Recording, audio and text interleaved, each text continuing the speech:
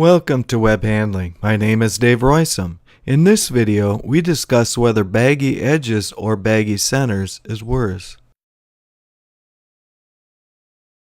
First, we want to avoid making a type 0 error, which is working on the wrong problem.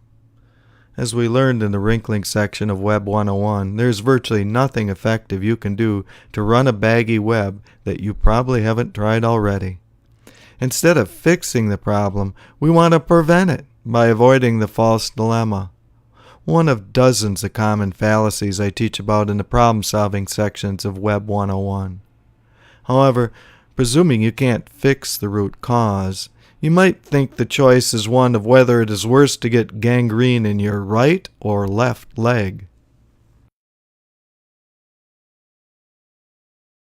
Surprisingly, the problems are not equally problematic. Baggy centers are usually much worse. The reason is that tight edges act independently. While they can't go outward very easily, they can go inward with ease because the center's already buckled and thus not very stiff. Some might argue that while most spreaders can't touch baggy edges, as we saw in the last video, it might be plausible that they might work on tight edges. There are three problems with this.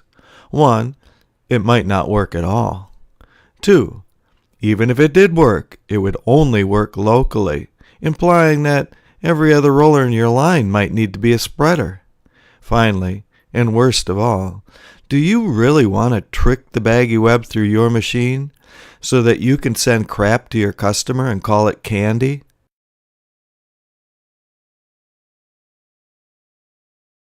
Baggy webs are one of the most chronic and troubling of problems in our industry.